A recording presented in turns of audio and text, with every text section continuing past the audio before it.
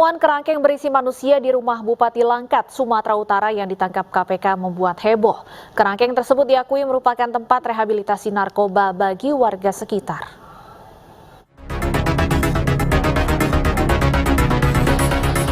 Inilah tampak luar kediaman Bupati Langkat nonaktif terbit rencana par angin-angin di Desa Raja Tengah yang ditangkap tangan KPK. Dalam rumah yang tertutup pagar tinggi ini, terdapat temuan yang mengejutkan, yakni ruangan kerangkeng besi berisi 27 manusia. Dugaan awal, mereka yang berada dalam kerangkeng adalah para pekerja perkebunan sawit yang menjadi korban perdagangan orang. Namun warga sekitar mengaku, kerangkeng di dalam rumah bupati ini merupakan tempat rehabilitasi narkoba bagi warga sekitar.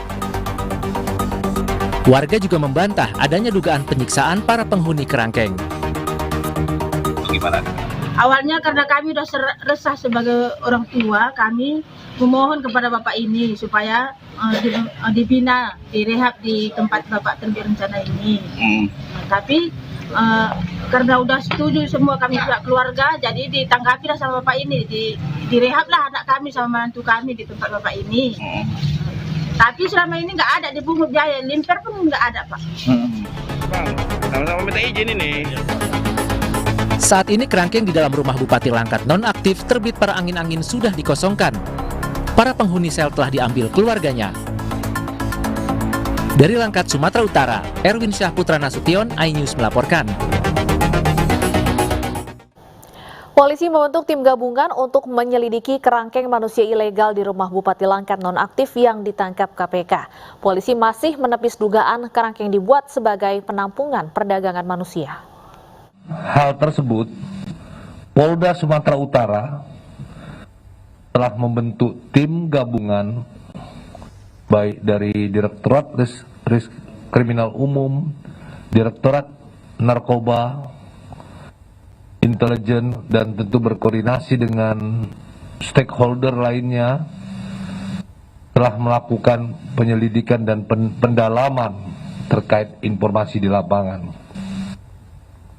Berdasarkan hasil lidik di awal ditemukan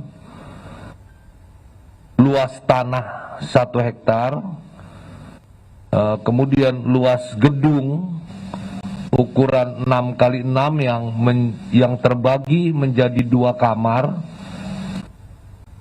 dengan kapasitas kurang lebih 30 orang, di mana per kamar dibatasi dengan menggunakan jeruji besi sebagaimana layaknya bangunan sel.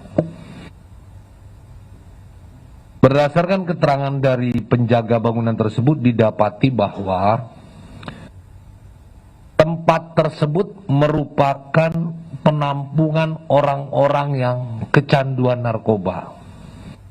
Dan juga selain kecanduan narkoba adalah kenakalan remaja, yang mana para penghuni tersebut diserahkan oleh pihak keluarganya.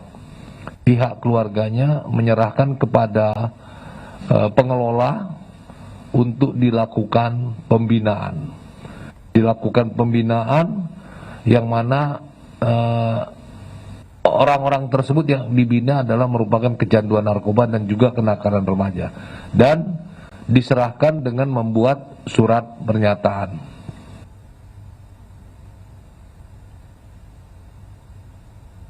Jumlah warga binaan yang semula berjumlah 48 orang, kemudian hasil pengecekan tinggal 30 orang. Sebagian sudah dipulangkan dan dijemput keluarganya.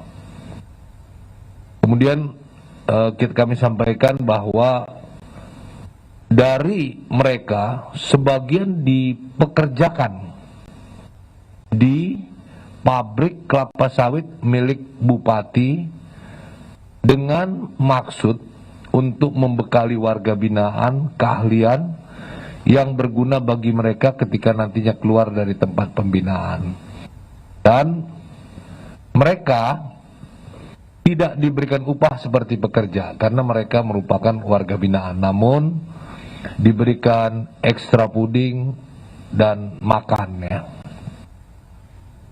Telah ditelusuri ya bahwa bangunan tersebut telah dibuat sejak tahun 2012 atas inisiatif Bupati Langkat tersebut, dan bangunan tersebut belum terdaftar dan tidak memiliki izin sebagaimana yang diatur oleh undang-undang.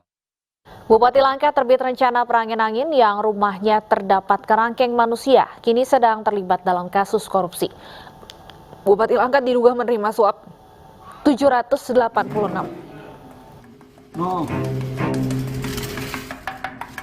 Bupati Langkat terbit rencana perangin-angin resmi menjadi tersangka kasus dugaan tindak pidana penyuapan pengadaan proyek di Kabupaten Langkat, Sumatera Utara.